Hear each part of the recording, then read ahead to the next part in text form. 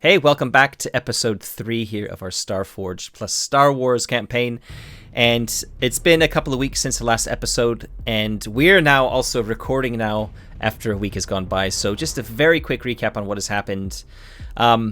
So essentially, Sophia and I are playing two humans who know each other and are trying to get out of the underbelly of Coruscant, which is where we currently are. My specific goal is to find a ship to, not just to get passage off of the planet, but to actually obtain a ship somehow. So I can kind of be my own master, if you will. And Sophia's character, Alera, is trying to, just get away from her pursuers. And, because Sophia's playing an escaped convict. So we left it last session with us having gone looking for Reese, who is a minor character in the underworld, and has managed to upset someone enough that there is a bounty on his head, and he has gone running. We're trying to find Reese as well, because I'm not actually sure why. I can't remember why we're trying to find him exactly. But that's what the Oracle brought up. So maybe he's got a lead on a ship, or I don't know. Yeah, we had said that he had a very tenuous lead on finding a ship to get out of here. That was the hook. Okay, so yeah, and we also it's nice to have people owe you favors as well. So we're thinking, let's try and find him. This could be worthwhile, and nobody's after us, so it's not necessarily going to hurt to try and find him necessarily. So anyway, that's what we're doing. We're going after Reese. We went to the one place where he's known to frequent because he's a gambler, and that's the Iron Moon Casino. And yeah, Alera basically smashed the place up to cause a distraction so that we could grab Reese's I don't know what you'd call it, I think it was a friend. I guess a friend named Nom. We don't really know. No, we don't know. But we know that the two have been seen together quite often. Also a Rodian. So Reese is a Rodian. Nom is also a Rodian.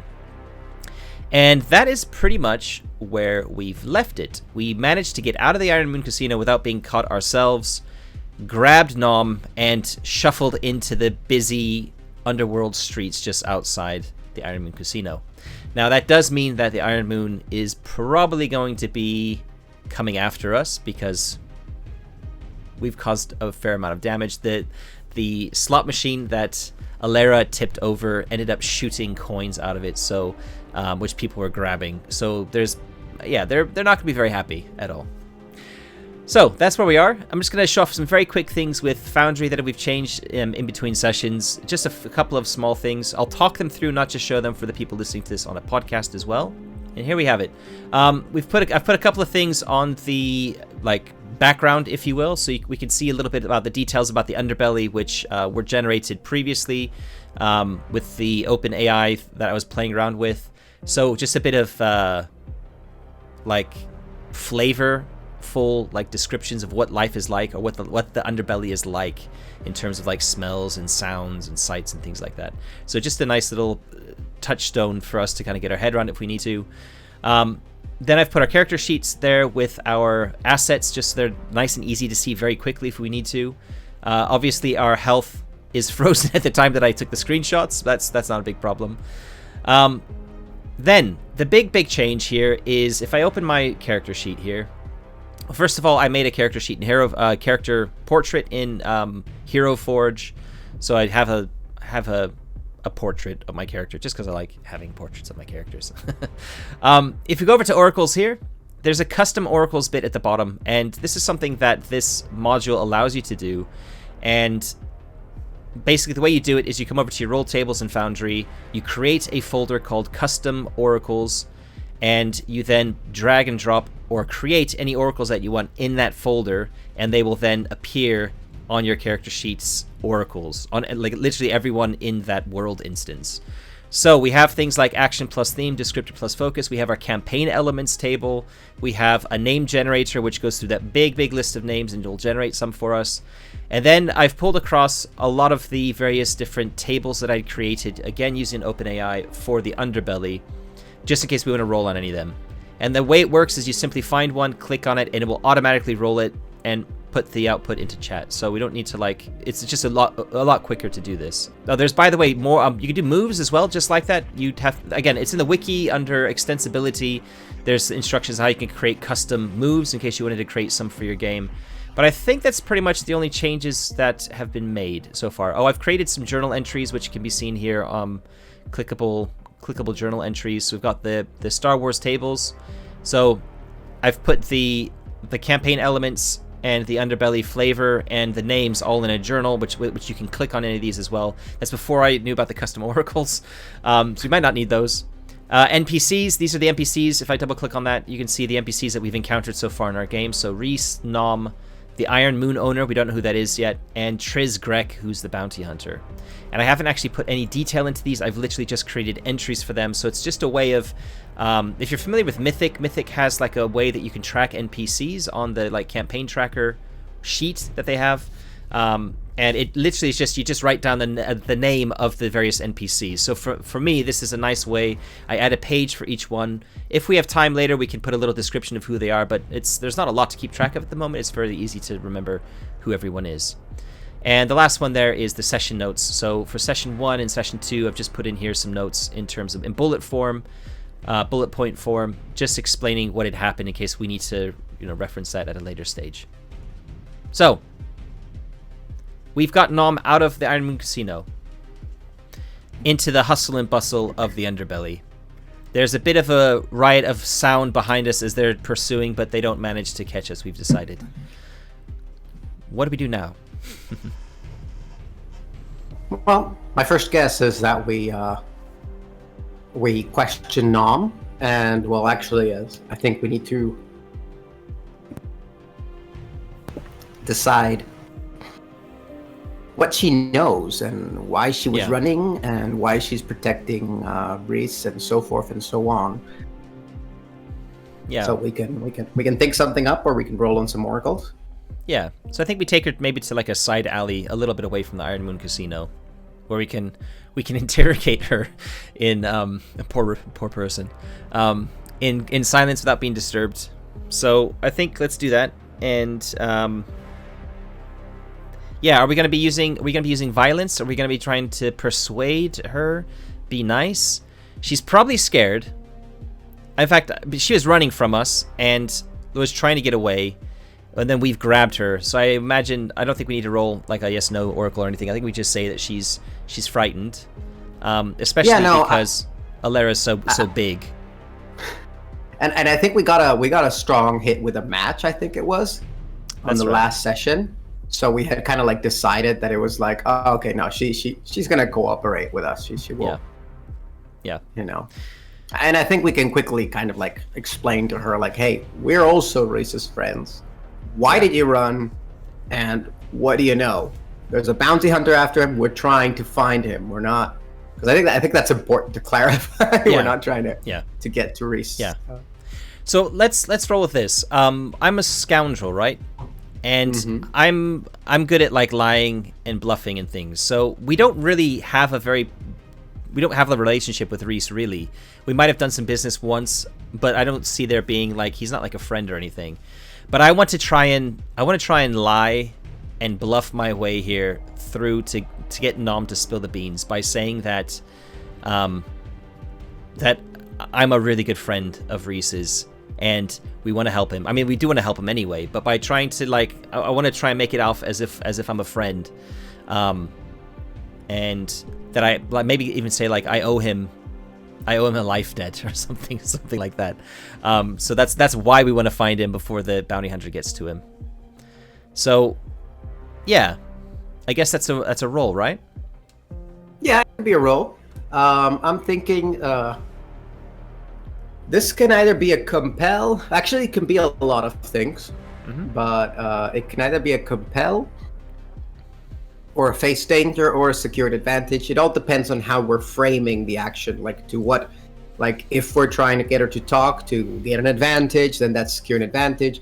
If we see her as an obstacle we need to get through, that's either a face danger or a compel. One of the issues with compel is that the results are like, for example, on a weak hit or on a miss, they agree to do as we're asking, but with a demand or complication and so forth and so on.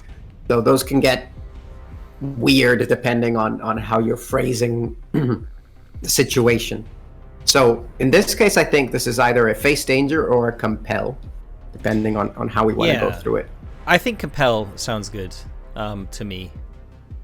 She is an obstacle, right? We're trying to get to Reese. We're trying to compel her to tell us what she knows or where he is, that sort of thing. And I'm just looking at it now. I think that all... I mean, there could be a demand or a complication. That kind of makes sense to me. Counter offers. All right. They make a demand that costs us greatly. That's all. I think it's all relatively well. I'm trying to lie or swindle, so I'm rolling shadow for it. And you've got your bonus. And I get a bonus of 2. I mean, so that seems relatively straightforward. Okay, so I'm going to click on the roll move compel here in Foundry. I'm going to add 2 and make the roll on shadow. Strong nice. hit. Very nice. All right. So, yeah, that means... Just open that again because I just closed it. On a strong hit, they'll do whatever you want or agree to your conditions, take 1 momentum. Awesome. Okay, so I guess the first thing to say is, does she... Like, we need to ask the Oracle, I think, now. Does she know where he is? And... Yeah. What do you think the odds are? I'm gonna say that I think we can just go ahead and say, yeah. No, she doesn't know exactly where he is. She knows where he went. You know, Okay. like what I'm imagining is that Riz told her that to wait in the Iron Moon, to wait for like one specific person that was like gonna be like their contact to get out of here. He gave her a bunch of money, a bunch of credits, and then he told her he would be in the warehouse district or something like that. So basically, she was like meant to wait for someone else. And I'm remembering now. Why did she run away from us? Because she knew us, didn't she? No. I'm trying to backtrack. She saw us approaching and looking like making a beeline for her. And I think that all works what you've just said, except that let's say that the contact was not, he specified that it was an alien race that isn't human. So she knew we weren't the contact. Let's go with a Twi'lek. Because I'm just remembering one of the factions that we've come up with is a group of Twi'lek gangsters, right? Not necessarily this Twi'lek, but maybe it could be, and this could be an inroad to have that faction be relevant to the campaign. So there's a Twi'lek that was meant to meet her and hadn't yet shown up. Okay, and the other elements you were saying was she knows. She tells us that he was going to be waiting in the warehouse district. When the contact got in touch with her, then she would find him. Right? Yeah. Okay, so we have a kind of a way maybe of getting him by using her as bait, kind of, in a way. Like, we can hide a bit because he might not come out if he sees us with her and think that there's something wrong. But if she goes to get him and then he comes out, like she does the rendezvous, he comes out even though the Twi'lek isn't here. I guess she'd want to know what about the Twi'lek. I'm also thinking that at this point, like, we don't know this, right? But at this point, Reese is already fleeing from the bounty hunter. Yeah. So what I'm thinking perhaps is... Oh, she's gonna She's gonna want to know what she's gonna say. That I think she's gonna say that Reese has like made arrangements with his Twi'lek, and now that she's not in the Iron Moon, there's no way that any of the 3 of us can go back in because the Iron Moon management, which is grab us. So what's happening? She's probably really confused. Like, okay, if you're friends, I probably shouldn't have run, but what about the Twi'lek? That's his way out. Do you have a way out? And we'll be like, do we say, I don't know. we get rid of the bounty hunter. Problem solved. How tough can he be? That's right. Aleros. Yeah. He's going to be much better off because if we get rid of this bounty hunter, then he's not going to need to run away. He's not going to have to spend all those credits to, get a ship, hire someone. This is much better for him in the long run. We're glossing over the fact that the bounty will still be standing and some other bounty hunter might come from in the future. She's but I guess that's enough to get her, because we had a strong hit, and I also had a strong hit just now on this compel. So we're just trying to get our ducks in a row. For those of you wondering why we're spending so much time on this. Okay, so we're gonna go to the warehouse district, and see what we find there, right? Yeah, I imagine Nom doesn't come with us if our plan is to face off against the bounty hunter. Well, she doesn't know. I mean, she doesn't know the bounty hunter's there. Like, we need her to maybe, or maybe she can tell us where exactly she was meant to meet Reese in the warehouse district. Oh, I like that. So she doesn't probably want to come along, like you said, because it might be a bit too dangerous now. And if we're there to protect him and to find him, then we can go do that. She's just gonna go home. Have a stiff drink. I'm imagining a scene, if you will. So we go to the warehouse district that we said was kind of abandoned. We saw that scene in the previous episode, Reese running through it. So Nom takes us to the meetup point in the warehouse district, right? And no one's there. And we're just walking around, and I imagine maybe Alera is like aggressively asking Nom, like, hey, are you sure this is the right place? Are you really sure? And then Drago perhaps walks a little bit down to some steps, kneels down, and sees some blood drops, like marking a little path, like down into the even more abandoned section. So kind of like Reese was shot by the bounty hunter here, and he ran off basically. Okay. How do we feel about that? Yeah. Sounds good. Because we need to find like the direction he's gone, so that works. I'm happy not to have to roll for it either, because if this would potentially bring our story to an abrupt halt if we didn't. So yeah. I think we could represent this as an expedition through the abandoned warehouse district. Okay, sounds good. Yeah. All right, let's do that then. So an expedition. This is something somebody brought up in one of the YouTube comments from our first episode about the lack of expeditions in doing a Star Wars campaign, and especially doing an urban campaign. So let's address that and actually have an expedition to show you how it can work. Now, it is true that we're not going to be featuring a lot of like planet hopping or exploration sort of themes in this campaign, so that is a big part of Starforged that we are ignoring. But yeah, we can definitely do expeditions. So they're under the exploration moves, I believe, right? Yeah, that's correct. So we click on undertake an expedition. First we need to create the progress track. Oh yeah, on a character sheet, or yeah, doesn't matter where. We should get rid of your Catch Nom progress track. That one's been resolved. I do that by clicking edit, and yeah, there it is. Delete that. Okay. Yeah, regarding the expeditions in an urban setting, you can still do a lot of, what would it be, location expeditions, right? Like a district, like we're doing now. Or I've done, for example, an expedition through a building, as you're like moving stealthily through a building with enemies in it, or you can do a lot of that kind of stuff. I've played in a post-apocalyptic setting where we undertook an expedition to go into an abandoned building. So expeditions can really be used for all that kind of stuff, which would be kind of like delving into a vault in Starforged. Yeah. Okay, so the progress track is called Find Reese in the Warehouse District. What level do we want to make it?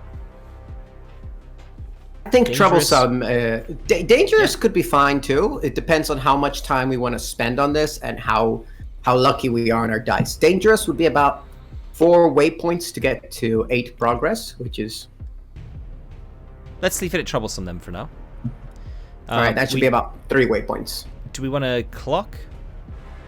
No, we don't. I don't think we need a clock in this one. 3 waypoints to get us to like 9 filled. Yeah. I mean, that's like, I think let's go with dangerous, because we could maybe make a roll to say, well, we're halfway through after like 4. I mean, yeah, dangerous takes 1 box, right, each time? 2 like boxes. Completely? Oh, 2 boxes. Yeah, that sounds okay to me. That sounds okay to me. Let's keep the stakes a little higher. So find Reese in the warehouse district. I'm gonna click the star to make it a legacy one, which makes it show up on my first tab there. Okay, then it says when you trailblaze a route, blah blah blah blah blah. Overhead. Okay, so as we're going through the warehouse district, we give it a name, which we've done in a rank. Then for each segment of the expedition, envision your approach. I think we're going to, at the first stage, we're going to be staying vigilant because we're trying to pick up the trail rather than moving quickly. I think as we get closer, we're probably going to hear like blaster shots going off, and then we're going to be trying to move a bit quicker or trying to like stay silent and creep up on the bounty hunter. But initially, we're going to we don't want to lose the trail, so I think it makes a lot of sense that we're staying vigilant to start off with. I guess I'm taking the lead because I've got high wits. But that's basically the first segment. Then is we're still in the warehouse district. We're kind of right in the middle of the warehouse district, and we can say that it takes us. The trail appears to be going off towards some direction. At this stage, it's not really. It seems to. It's probably Reese trying to like stay behind cover and just get away from his pursuer. So we don't necessarily know which direction he might have gone properly, right? So what do we do for the first segment of this expedition? Or do we just make the roll first and see what happens? We make the roll first. Okay. So I'll roll wits then. No ads or anything like that, so just straight up wits. Unless you have an asset for it. I don't. No. And it's a miss. Speaking of the assets, I forgot to mention, I gave my utility droid a name, but I forgot to put it into my character sheet. I don't remember where I've written it down, so never mind. I think it was C1. Cypher, I think it was. C1 C1F or 4R or something. C1 4R, I think, off the top of my head. I'm just gonna write that down, which is kind of like Chopper from the Rebels TV series, if you're familiar. Okay, so on a miss. You are waylaid by a crisis or arrive at a waypoint to confront an immediate hardship or threat. Do not mark progress and pay the price. Okay, so here we can either pay the price or we can roll on some peril tables if we want to. Yeah. I mean, it does seem like there's some obvious candidates for what we've come across. We're in a district. It's meant to be an abandoned warehouse district, but we're in a kind of criminal-ridden part of the world, right? So there's probably other smugglers and things also using this warehouse district for things, and it makes sense to me that we come across somebody doing something illicit that they don't want to be seen doing.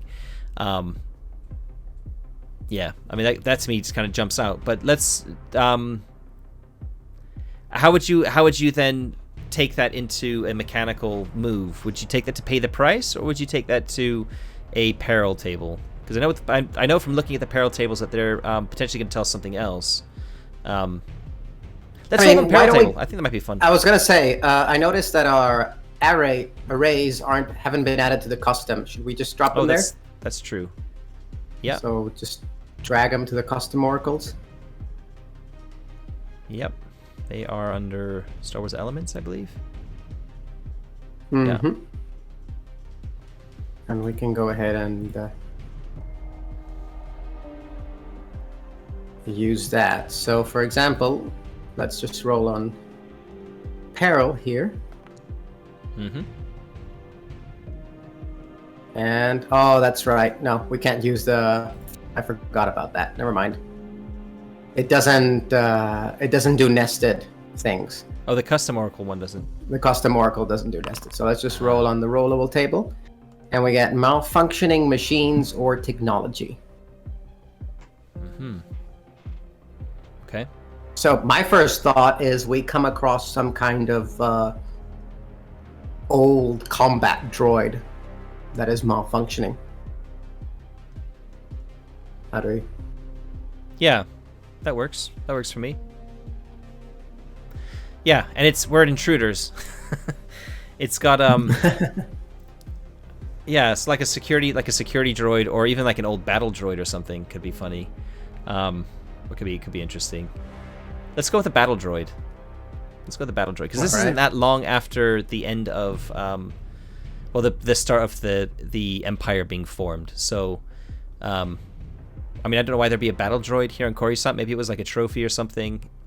I don't know, or somebody's been experimenting on it, something like that. I like the idea of it being like a battle, like a half broken, malfunctioning battle droid. Okay. So we're gonna have a little combat, I guess. Yeah, I think if we want to keep it simple, so we don't spend too much time on this, we can just go ahead and roll on the battle move, which just resolves the combat in a single roll. Because otherwise, if we go into battle, even if we use a troublesome track, that could still take a long time, and perhaps this doesn't feel that significant of a fight. Yeah, unless... Sounds good. That sounds good. So the options are, it's basically when you fight in a battle and it happens in a blur, envision your objective and roll. If you primarily fight at range or using your speed and the environment to your advantage, roll edge. If you fight depending on your courage, leadership, or companions, roll heart. Fighting close to overpower your foe is iron. And fight using trickery to befuddle your foe, roll shadow. I think this is where you take the lead. I'm probably, because you're more of the fighter between the two of us, and I'm going to be like hiding behind cover, taking pot shots with my little blaster pistol, while you bring the battle to an end. So I guess you're going to use some iron, right? You're going to fight in close to overpower your foe. You just basically have to rip the thing to pieces. It's already half broken as well. Should be easy, right? Let's see how it goes. So roll battle with iron, no ads. Nice. All right, that's a strong hit. All right, so yeah, I imagine this like broken. We're walking right through these, like, I don't know why, but I keep imagining stairs that go down. You know, like this whole, all these buildings on the side, just like an endless labyrinth of abandoned warehouses and old factories and things. And you imagine this machine suddenly, like that, this droid that we're kind of like stepping over, perhaps, suddenly sparks alive and like stretches out, very horror-like, you know, and grabs one of us. And then it sort of stands up and begins to repeat, you know, like automated dialogue, like intruders, and, you know, starts aiming up a gun. Nom and you back up. It's grabbing my leg, and then I'm kind of like in a tussle with it, and then you're blasting at it, and I'm just like tossing it down the stairs, and then and it basically rolls down. Yeah. Just saying intruder until it's turns out. All right. So we achieve our objective. We get +2. Both of us get +2 momentum. Nice. But we don't mark any progress on our expedition because we got a miss. Okay, so that's also the kind of the waypoint, I guess you would call it, in a, like, as we're doing different things. We come to this part where there's a droid, a malfunctioning droid. Takes us a minute to find the blood trail we're following, and let's keep going, right? So we're going to do undertake an expedition again. One thing I just noticed is the confront chaos. Is that something different than... Oh, yeah. Yeah, never mind. Yes, that's when you get a miss with a match while exploring a waypoint. Okay. That's like a very specific result. All right, so once again, we're using wits, no ads. Let's see what we get here. I got a 1 again. I can burn momentum to get a strong hit, though. Yeah. I think I'm going to do that. going to burn the momentum to get a strong hit. So my momentum goes from +6 down to +2. And because I rolled a 4 and a 3 on the challenge dice, that means that my 6 is now higher. So yeah, turns to a strong hit. You reach a waypoint, envision the location, and mark progress per the rank of the expedition. So just click once on the mark progress here, and 2 boxes get filled in. So the location, envision the location. We can use our features array. So let's see what we get. Fight break. I don't think that works very well. No, let's roll again. Machine fabrication or repair. Okay, I like that. I like that. There's like a factory that specializes in droid repair. But this has long been abandoned, so it hasn't been used in a long time, and there are basically just droid parts everywhere at this first waypoint. And I think maybe we can say that there's been because there's a lot of stuff around, that maybe Reese ran in here because there's plenty of cover for him to get away from the attack. And we can see there's a lot of fresh blaster score marks all over the place, like on the walls, on some of the droids. Maybe there was a small explosion. Maybe he shot or she. Well, I can't remember who the. Do we say? We haven't determined, so let's go with they. I think. Well, no, wait. We did. It was Triz. It's right up here. I think we said he was he/him pronouns. Triz, the bounty hunter in pursuit. He's famous. He's renowned. We know who it is. We at the start of it we had said that. Okay. Yeah. So I kind of see it. He might have been shooting also some sort of small explosive things as well. Like not massive thermal detonators or anything like that, but something that can kind of alter the terrain to his advantage, that sort of thing. So we just see there's been this massive battleground here, but there's still. Reese has still got away. So I guess, yeah. What do we do here at the milestone, at the waypoint? Well, actually, I was going to say, two things. This is perfect because it ties into the battle droid we encountered earlier, probably where it came from, and this is also a perfect moment to do an explore a waypoint. I think we can divert from our expedition to examine this place where this battle took place, and see if we find anything that points us in Reese's direction or helps us out in some way or form. Okay. Shall I roll for that? Oh yeah, go for it, please. I have wits 1. My character is. I think you are doing most of the leading the group. Okay. Well, I put wits as my highest skills, or my highest stat, so that would, I guess, make sense that I'm kind of looking around as well. Oh, a miss. Yeah, that's a bad roll. You encounter an immediate hardship or threat and must pay the price. Okay. All right, let's see. Do you want to roll the pay the price? Yeah, sure. Let's see what happens. So pay the price move says make the most obvious negative outcome happen, ask the Oracle for interpretation, or roll on the table below. Do we think of anything obvious that happens here? I mean, we can go for battle droids again, but I don't think so. No, let's go ahead and consult the Oracle. 66. Your vehicle suffers damage. We do not have a vehicle. You are stressed. That makes sense. Yeah. Okay. In a specific kind of way. Yeah, I'm happy with that. And what does that mean exactly when you're stressed, mechanically? Does it mean our spirit drops?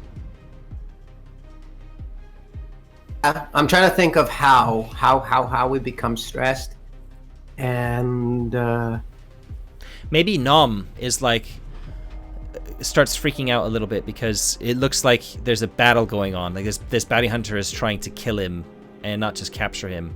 And the sight of these explosions and the blast marks, and there's a smell in the air of burnt ozone from the blasters being fired. And we find some splashes of blood around the spot where he's maybe he's been hit once or more as well.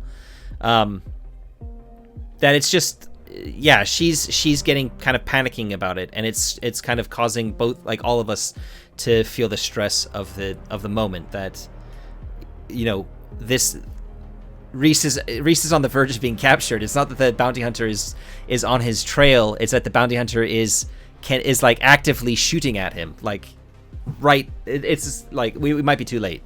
We might be too late. I like it. So I like it. And Reese is our way out of here. Yeah. It's a long shot, but it's our way out of here. Yeah, it's our only way out of here that we thought of so far. Yeah. We can each take 1 point of spirit. Okay. Loss. As it freaks us out. We can try to, if we want to, make the endure stress move. I normally don't make it unless I feel it's, I'm happy to leave it at this current moment. All right. I'm happy to say that my character's getting stressed. And yeah. Okay. So let's go ahead. Keep going. So undertake another expedition, right? All right, let's do that. Rolling wits again. Okay, strong hits. All right. That's better. So we reach another waypoint. We mark progress again. Rubble-strewn paths. Okay, I like that as well because it's maybe there's like these little like mountains of rubble collapsed. and like just again this is a warehouse. There's like just lots of junk as well. So yeah, the path now is like these little like rolling hills of rubble and rubbish and junk. I like it. And it's maybe in fact, let's say that there's a certain spot we're right in the middle of the warehouse district, and there are a number of warehouses that have collapsed.